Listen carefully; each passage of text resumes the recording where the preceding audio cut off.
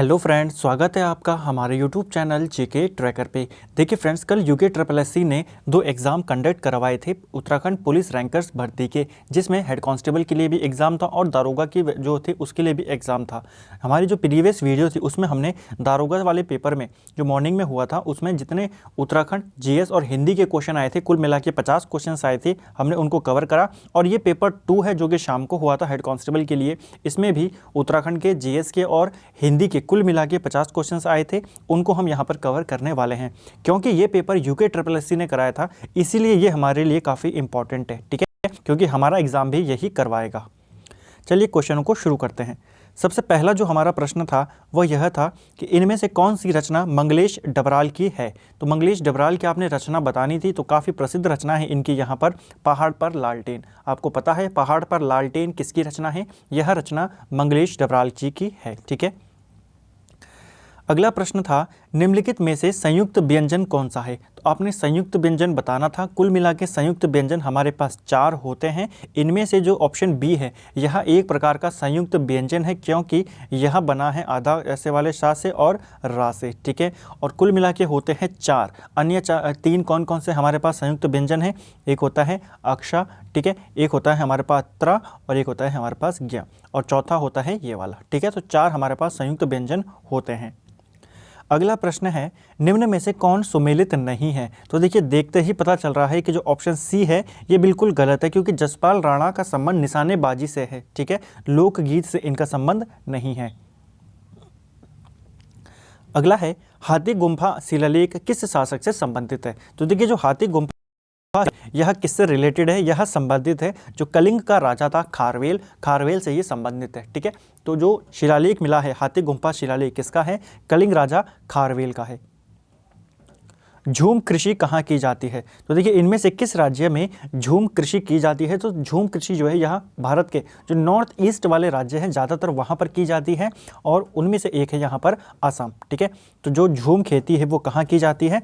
असम में की जाती है। अगला है राज्यसभा का पदेन सभापति कौन होता है। तो राज्यसभा का जो पदेन सभापति होता है वो ही भारत का उपराष्ट्रपति होता है, यानी कि ऑप्शन बी यहाँ पर राइट आंसर है। अगला है सरकारी बजट की अवधि सामान्यता होती है। तो देखिए हर साल बजट पेश होता है, तो सरकारी बजट की जो अवधि होती है सामान्यता 1 वर्ष के लिए बजट आता है, ठीक है। ई पशु हाट पोर्टल का भारत में शुभारंभ कब किया गया था? तो जी हाँ, ई पशु हाट पोर्टल है, इसकी शुरुआत कब की गई थी ये यहाँ पर पूछा जा रहा है। ऑप्शन बी इसका राइट आंसर है। 26 नवंबर 2016 को भारत सरकार के द्वारा इसकी शुरुआत की गई थी, ठीक है।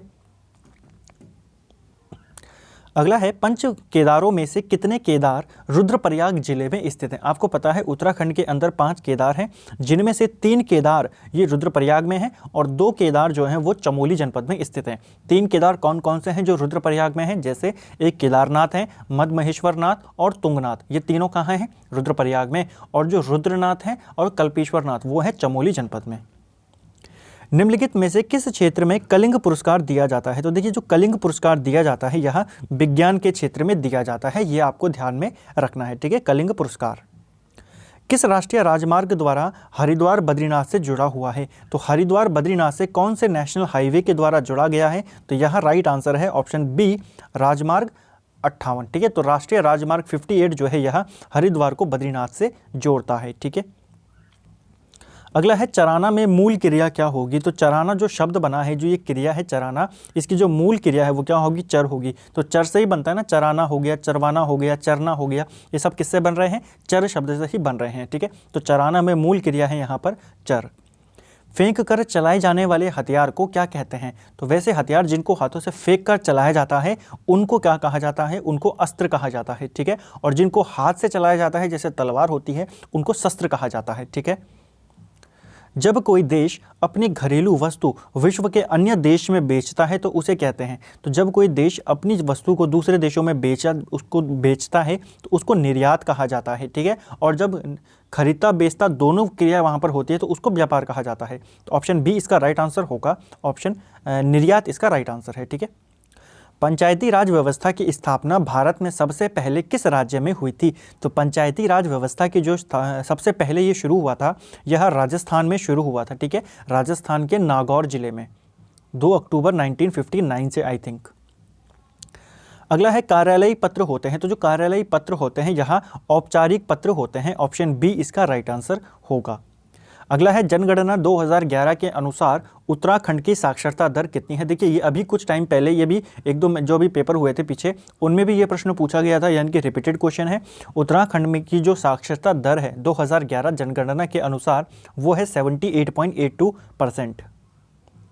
अगला है निम्नलिखित विकल्पों में से कौन सा क्रिया विशेषण नहीं है, यह आपने बताना है। तो देखिए क्रिया विशेषण इनमें से कौन सा नहीं है, तो यहाँ पर राइट आंसर हो जाएगा सुंदर। सुंदर क्या है, एक प्रकार की विशेषता बता रहा है ना, ये विशेषण है, बाकी सभी हमारे क्या हैं, ये क्रिया विशेषण है। क्रिया विशेषण यानी कि एडवर्ब, और हमने पढ़ा था ना हमने कि एडवर्ब कितने प्रकार के होते हैं, 4 प्रकार के होते हैं। जो एडवर्ब होते हैं वो हमें काल बताते हैं, ठीक है, कि कब होगा, जैसे ये वाला बता रहे अभी बता रहे थे, कालवाचक क्रिया विशेषण हो गया। तो ऐसे ही अलग अलग प्रकार के क्रिया विशेषण होते हैं, ठीक है। इनको जो हम डिटेल में पढ़ेंगे तब इनको हम देखेंगे। अगला है कर्क रेखा नहीं गुजरती है। तो देखिए कर्क रेखा भारत को 2 भागों में बांटते हुए भारत के लगभग 20 से जाती है और 8 राज्यों से होकर ये गुजरती है। उनमें बिहार राज्य नहीं आता है, छत्तीसगढ़ और झारखंड दोनों हैं, लेकिन बिहार नहीं है, ठीक है। मौर्य साम्राज्य की राजधानी कहाँ थी। तो देखिए जो मौर्य साम्राज्य था इसकी राजधानी जो थी वो पाटलिपुत्र में थी, ठीक है। वह रमेश के साथ खेलता है, मैं वह क्या है, तो वह क्या है यहाँ पर, तो वह रमेश के साथ खेल रहा है, तो यानी कि रमेश के साथ कोई और खेल रहा है और उसके नाम की जगह पर यहाँ पर हमने वह शब्द का प्रयोग किया है। तो किसी नाम की जगह पर जो शब्द यूज़ किए जाते हैं उनको हम सर्वनाम कहते हैं, ठीक है। बागेश्वर में 14 जनवरी 1921 ईस्वी को कुली बेगार व्यवस्था के विरोध का नेतृत्व किस नेता ने किया था। तो कुली बेगार आंदोलन जो हुआ था 14 जनवरी 1921 में, उसका जो प्रमुख नेतृत्व किया था वो किया था बद्रीदत्त पांडे ने, ठीक है, ऑप्शन ए। बिणाई क्या है। तो बिणाई इस तरीके के प्रश्न बनते हैं, आपको सीधा शब्द देगा, बोलेगा ये क्या है। तो बिणाई एक प्रकार का वाद्य यंत्र है, लोहे से इसको बनाया जाता है, ठीक है। तो वाद्य यंत्र है बिणाई। और नुणाई जो है वो एक त्यौहार है, ठीक है, दोनों मिलते जुलते शब्द हैं।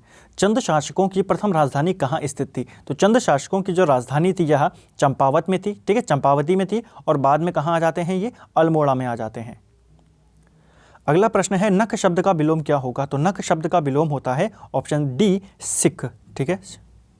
निम्नलिखित में से कौन एक सुमेलित नहीं है। तो देखिए एयरपोर्ट दे रखा है, उसके साथ में उसकी लोकेशन दे रखी है, आपको बताना है कौन सा एयरपोर्ट कहाँ पर स्थित सही इन्होंने लगा रखा है और कौन सा सही नहीं है, ठीक है, हमको गलत वाला पहचानना है। तो देखिए नैनीसैनी पिथौरागढ़ में स्थित है। चिन्यानी सौंड जो है यह उत्तरकाशी में है, यानी कि ये वाला ऑप्शन गलत हो गया। टेरी गढ़वाल में तो एयरपोर्ट है ही नहीं, तो ऑप्शन बी इसका राइट आंसर हो जाएगा, ठीक है। जो फूलबाग यहाँ पर लिखा है ये पंतनगर एयरपोर्ट को ही बोला गया है, ठीक है। प्रज्ञानंद किस खेल से संबंधित है। तो देखिए जो प्रज्ञानंद है यह शतरंज से संबंधित है, ठीक है, ऑप्शन डी। भारत में हरित क्रांति के जनक कौन है। तो भारत में हरित क्रांति का जनक माना जाता है डॉक्टर एम.एस. स्वामीनाथन को, ठीक है। भारत के राष्ट्रपति द्वारा राज्यसभा में कितने सदस्य मनोनीत किए जाते हैं। तो राष्ट्रपति राज्यसभा में कुल 12 सदस्यों का मनोनयन करता है। ये जो प्रक्रिया है ये कहाँ से ली गई है, मनोनयन की प्रक्रिया ये ली गई है आयरलैंड से, ठीक है। जो मनोनयन करने का जो प्रोविज़न है आयरलैंड के संविधान से लिया गया है, ठीक है। अगला है निम्नलिखित में से कौन सी एक गर्म जल धारा है। तो देखिए हमने पढ़ा है कि गल्फ स्ट्रीम को क्या बोला जाता है, यूरोप का गर्म कंबल बोला जाता है। अगर आपने ये वाला प्रश्न पढ़ा होगा तो आप इस वाले प्रश्न को भी हल कर देंगे। तो कौन सी एक गर्म जल धारा है, तो राइट आंसर है गल्फ स्ट्रीम जल धारा, ठीक है। बंगाल विभाजन कब हुआ था। तो बंगाल विभाजन होता है 1905 में, ठीक है। और बंगाल विभाजन के बाद कौन आंदोलन चलता है, स्वदेशी आंदोलन चलता है। स्वदेशी आंदोलन का विचार किसका था, कृष्ण कुमार मित्र का था। कौन से पत्र में प्रकाशित होता है, संजीवनी एक पत्र था, उसमें यह प्रकाशित होता है। जो लूसेंट जी के वन लाइनर वाली सीरीज है वहां पर हमने इसको देखा था। अगला है जनसंचार माध्यम का रूप कौन सा है। तो देखिए जनसंचार के लिए इनमें से समाचार पत्र भी है, रेडियो भी है, टेलीविजन भी है, यानी कि उपयुक्त सभी क्या है, माध्यम है जनसंचार के। अगला है कुमाऊं का पहला ब्रिटिश कमिश्नर कौन था। तो कुमाऊं का पहला ब्रिटिश कमिश्नर कौन था, एडवर्ड गार्डनर, ठीक है, ई गार्डनर था। और दूसरे नंबर पे कौन आता है, फिर ट्रेल आता है, ठीक है। अगला है कोटी इछाड़ी बांध उत्तराखंड की किस नदी पर बना हुआ है। तो कोटी इछाड़ी बांध जो है, इछाड़ी बांध यह टोंस नदी पर बना है। दूसरा प्रश्न है हमारा आज का यहाँ पे अगला, राजाजी नेशनल पार्क की स्थापना कब हुई थी। तो राजाजी नेशनल पार्क जो बनता है यह बनता है 1983 में, ठीक है। अगला है निम्नलिखित में से कौन सा शब्द भाववाचक संज्ञा है। तो भाववाचक संज्ञा आपने बतानी है इनमें से कौन सा है। तो ऑप्शन ए इसका राइट आंसर है, सफलता एक प्रकार का भाववाचक संज्ञा है, ठीक है। अगला है प्लेटफॉर्म किस भाषा का शब्द है। तो देखते ही नाम पता चल रहा है कि जो प्लेटफॉर्म है यह अंग्रेजी भाषा का शब्द है, ठीक है। उत्तराखंड उच्च शिक्षा निदेशालय कहाँ स्थित है? तो उत्तराखंड उच्च शिक्षा निदेशालय जो है यहाँ हल्द्वानी में स्थित है। ठीक है, हल्द्वानी। अगर जनपद पूछ लेता तो फिर हम नैनीताल टिक कर देते। ठीक है। प्रधानमंत्री उज्ज्वला योजना की शुरुआत कब की गई? तो देखिए, प्रधानमंत्री उज्ज्वला योजना जो है यहाँ 1 मई 2016 को इसकी शुरुआत की गई थी। ठीक है। निम्नलिखित में से कौन सा युग्म सही नहीं है? तो देखिए, यहाँ पे बैंक दे रखा है और सामने बता रखा है, यहाँ पे एक संस्था के नाम दे रखे हैं और सामने बता रखा है इनका कार्य क्या है। तो देखिए, एग्जिम बैंक। एग्जिम बैंक किसके लिए होता है? आयात निर्यात के लिए होता है, क्योंकि एग्जिम का अगर आप फुल फॉर्म देखेंगे ना तो एक्सपोर्ट इंपोर्ट बैंक है। ठीक है, एक्सपोर्ट इंपोर्ट बैंक। आरबीआई की बात करें तो बैंकों का बैंक दर होता है, तो ये भी सही है, बैंकों का बैंक। आईडीबीआई की बात करें तो औद्योगिक वित्त बैंक होता है। एफसीआई की बात करें तो एफसीआई तो फूड कॉर्पोरेशन ऑफ इंडिया होता है ना, तो इसका वित्तीय सहायता से तो कोई मतलब ही नहीं है। ऑप्शन डी इसका राइट आंसर है। अगला है, कोडरमा किस खनिज के लिए प्रसिद्ध है? देखिए, जो कोडरमा जगह है यह झारखंड में स्थित है और यह अभ्रक के लिए काफी प्रसिद्ध है। ठीक है।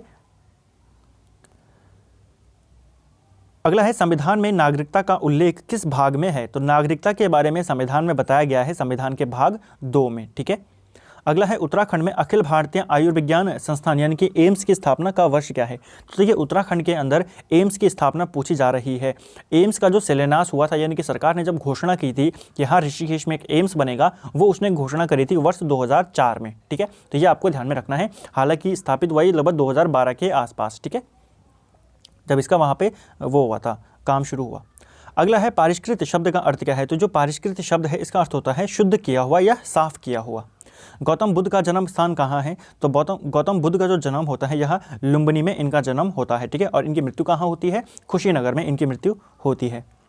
अगला है, आप चाय पीजिए, ये किस प्रकार का वाक्य है? तो देखिए, यहाँ पर 2 ऑप्शन एक ही जैसे दे रखे हैं, लगभग जैसा मुझे लगता है कि विधिवाचक और विधानवाचक लगभग एक ही होता है। ठीक है, तो यहाँ पर आप चाय पीजिए आज्ञावाचक हो सकता है। ठीक है, बाकी तो जो आंसर की आएगी उसके बाद पता चलेगा। इस क्वेश्चन में थोड़ा सा डाउट है। ठीक है, क्योंकि ऑप्शन यहाँ पर मुझे थोड़े से समझ में नहीं आया। विधिवाचक और विधानवाचक आई थिंक दोनों एक ही होता है। ठीक है। अगला है, निम्नांकित शब्दों में से तद्भव शब्द कौन सा है? तो इनमें से आपने तद्भव शब्द का चयन करना है। तो ओष्ठ जो है, तद्भव शब्द का चयन करना है आपने, तो यहाँ पर हमारा कोयल होगा। ठीक है, तो कोयल क्या है? ये हमारा तद्भव शब्द है, बाकी हमारे तत्सम शब्द हैं। ठीक है। अगला है, स्वामी श्रद्धानंद ने हरिद्वार में गुरुकुल कांगड़ी विश्वविद्यालय की स्थापना कब की थी?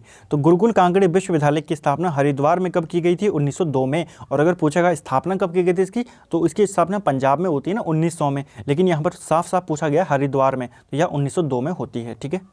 किस चिन्ह का प्रयोग वाक्य के मध्य में होता है? तो वाक्य के मध्य में लगाया जाता है निर्देशक चिन्ह। ठीक है, जो डैश वाला चिन्ह होता है। अगर आप ऑप्शनों को एलिमिनेट करें तो देखिए, यहाँ पर पूर्ण विराम है, तो वाक्य के मध्य में पूर्ण विराम तो लगेगा नहीं।